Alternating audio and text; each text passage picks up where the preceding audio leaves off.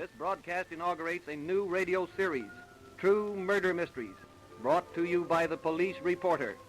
Carefully planned crimes which were solved by intelligent effort and clever detective work.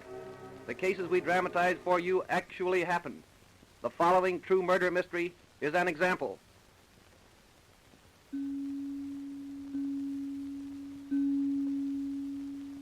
The evening of April 28, 1923, a middle-aged man and his wife were sitting in the living room of their modest home in Aurora, Illinois. Sam, Mr. Lincoln was nowhere around today again. Well, what of it? Well, there's something wrong over to that house, and I think someone ought to look into it. Always poking your nose into other people's business, aren't you? Well, he's a nice man, and he's always been a good neighbor. 4 days and no sign of him. It don't look natural. Why don't you go over and see? Or maybe you'll feel better, huh? Well, I did call over the back fence this afternoon, but nobody answered. I'm going to call the police. No, not tonight, you're not. I don't want my sleep all messed up because of a lot of cops. Well, if I don't see Mr. Lincoln around in the morning, I'll call them. Oh, go as far as you like then. Go on. The woman saw no sign of Mr. Lincoln the following morning, and she did call the police. A few minutes later, an officer stood on her porch.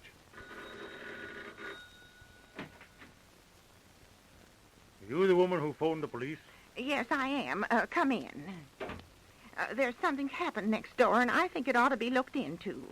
Well, what seems to be the trouble? Well, up to about a month ago, Mr. Lincoln was living there with his wife and brother-in-law. Go on. Mr. Lincoln was a nice man, but that wife and brother-in-law, well, I'd hate to think my husband had married into that kind of a family.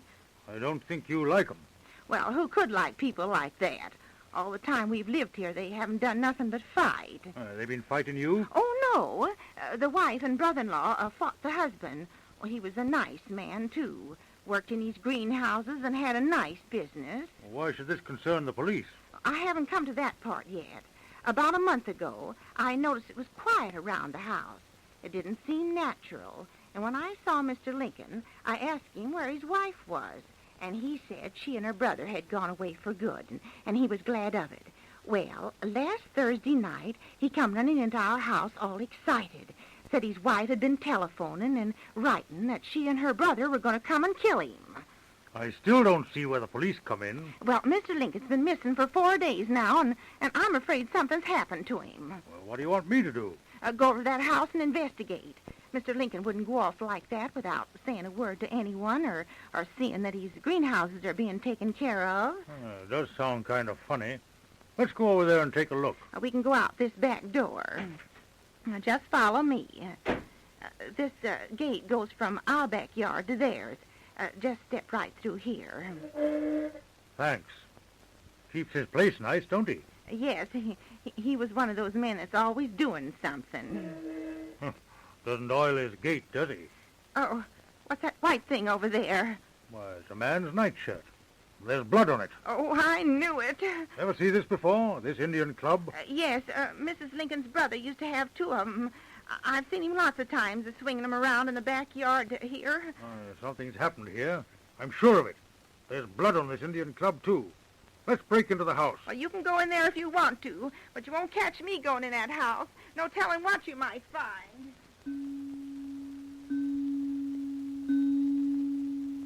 The officer did find many strange things in the house. Everything in Mr. Lincoln's bedroom had been tossed around. Clothes and the contents of a bureau had been strewn on the floor. There was blood over everything, but no body could be found. Immediately, the police started a hunt for Lincoln's remains, and detectives tried to trace Mrs. Lincoln and her brother. 4 days later, a man walked into the Aurora Police headquarters. Captain Sutherland? Yes? My name is Warren J. Lincoln. What? Warren J. Lincoln. Sit down, Mr. Lincoln. Thank you. Well? I saw all about my supposed murder in the Chicago papers, so I came down to tell you that there's been a mistake. Now, what's all this about? Where have you been? Well, I had to go to Chicago on business. Maybe you can explain that bloody nightshirt in the Indian Club. Sure. And all those clothes of yours tossed around the room in your house. Well, it was a sudden call, and I had to leave in a hurry. I guess I did leave things in a mess, but a mussy room and a few blood stains don't make a murder, you know. Oh, but when the blood happens to be chicken blood, it makes it look a little phony. How'd you find that out? Had it analyzed. And maybe you can set us straight on that, Mr. Lincoln. Where did that chicken blood come from? Why, I killed a chicken, that's all. Your nightshirt with an Indian club? You'd have to think of a better one than that. Well, that's all there was to it. Frankly, I don't believe you, Mr. Lincoln. Just where are your wife and brother-in-law? I don't know. Well, when they wrote and telephoned you, where were they? Chicago. Where are the letters they sent? I burned them. And how many times did they telephone Oh, you? 2 or 3 times. I've forgotten. And those calls presumably came from Chicago, too? Yes. Well, that's funny. The telephone company has no record of any long-distance calls to your number for over 2 months. Well, they must be mistaken. The telephone company isn't in the habit of making mistakes, Lincoln. Now, just where are your wife and brother-in-law? I don't know. Then why'd you say they were in Chicago? Well, that seemed to me like the place they would go. I see. Well, you just made up that story about the threatening letters and telephone calls. Yes. Why? To keep the neighbors from talking. Oh, come on, Lincoln. Think of a better one. Where are your wife and brother-in-law? I don't know. Say, do you want me to tell you where they are? Yes. They're dead. What makes you think that? Stands to reason. Where else could they be? Why should they leave a soft spot like your house, nothing to do, and you to make a living for them? I put 'em out. Ah, don't make me laugh, Lincoln. You were afraid of them. All your neighbors testify to that. Your wife and her brother had you buffaloed, and they knew it. They must have seen the papers and know that we're looking for them. Why don't they show up? They're afraid to show up. Would you give yourself up if you knew the police were looking for you for murder? If I hadn't done it, you bet I would. I'm going to hold you, Lincoln, on suspicion. I'll give this story to the newspaper boys so that every paper in the Middle West will be full of it. If your wife and brother-in-law are alive, they'll read it and we'll hear from them. But until we do, you'll stay in jail.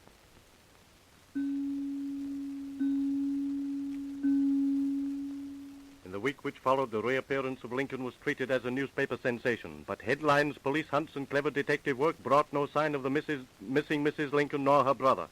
So the police captain and Detective Sloan, the man who had charge of the case, called on Lincoln in his cell. Well, Lincoln, we haven't heard from your wife or brother-in-law. Oh, they're just hiding out to get me in trouble. Have you told us everything you know about this, Lincoln? The captain said everything, Lincoln. Well, no, I didn't tell you everything. Why not? Well, I was afraid you wouldn't believe it. Well, let's have it now. I didn't tell the whole truth about the trip to Chicago. I didn't go there on business. I was kidnapped. And who kidnapped you? My wife and her brother. They took me to Chicago and kept me there and made me pay them to let me go. How much did you pay them? $3,000. In cash or with a check? Cash. Where did you get this money? You didn't draw it from the bank because we've looked up your account. I just had it, that's all. So they dragged you up to Chi to take it away from you, eh? Yeah. Yes. Lincoln, listen. I've heard all the pipe dreams I'm going to hear from you. Now, where are your wife and brother-in-law? I don't know. You do know. You killed them. I didn't. Yes, you did. Now, where are they? I don't know, I tell you, I don't know. You killed them. You know you did. And you're going to hang for You it. can't hang me. If you can't find enough of their bodies to show they're dead. Then you did kill them. No. You did. You just said you did. Oh, supposing I did kill them. You can't do anything to me until you find enough of them to prove it. What'd you do with them? I cut them up and burned them in the furnace. You have that furnace examined right away, Sloan. It won't do you any good. I got it all cleaned out. It's almost impossible to burn a head in a furnace. I didn't put the heads in the furnace. Where did you put them? Find out yourself. Now, listen. I won't tell you. Listen, you're smart enough to know that sooner or later we can break you down. All we got to do is keep after you, and sooner or later you're going to tell. Even if I do tell you, it won't do you any good. Why not? I got 'em all covered with quicklime. Quicklime? Yes, quicklime. You think I took any chances? They'll be all burned up by now. I've been planning this for years, ever since I got married. I've been picked at, nagged at, and fought with until I've gone crazy, I guess. Crazy enough to make up my mind to kill those two. I planned every step. Now I've done it, and you can't prove a thing on me. I've committed 2 murders, and you can't hang me for them. The joke's on you, Captain. I'm clear. Do you hear? Clear. Where'd you put the heads? In one of the concrete flower boxes. I put them in there and filled it with quicklime, and then covered the box with cement. Well, Lincoln, that's just where you made your mistake. An expert can get that concrete off without any trouble.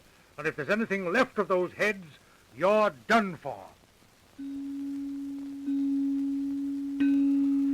It looked a great deal as though Warren J. Lincoln had gotten away with it. As a forlorn hope, Detective Sloan decided to have a try at the flower box anyway. So he and the captain went down to Lincoln's house to have the box opened. Well, it looks like we're beaten, Sloan. You never can tell, Captain. Wait till Joe gets the cement chipped away from that flower box. How are you doing, Joe? Pretty good, Mr. Sloan. I'll have all this chipped away in a couple of minutes. I've never seen a case yet where there wasn't some kind of a slip-up. If I don't overlook any bets, something always breaks in my favor. That's why I'm not letting this flower box get past me. It's our last hope, even if it is a pretty slim one. Mr. Sloan, I got all the cement off. See anything in there? I don't want to look. I'm not used to things like this. All right, Joe. I'll look.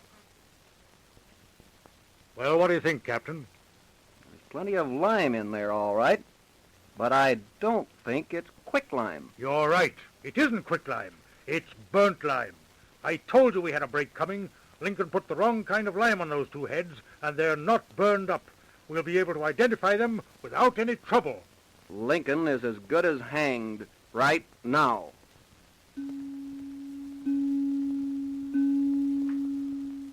Only part of Detective Sloan's prophecy came true. Lincoln was convicted, but he didn't hang. He was sentenced to the Illinois State Penitentiary for life.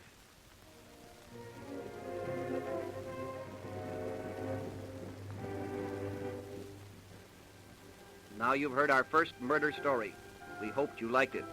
In our next broadcast, we will tell you another true murder mystery, a very puzzling case that was solved by scientific methods that put your fiction detectives to shame.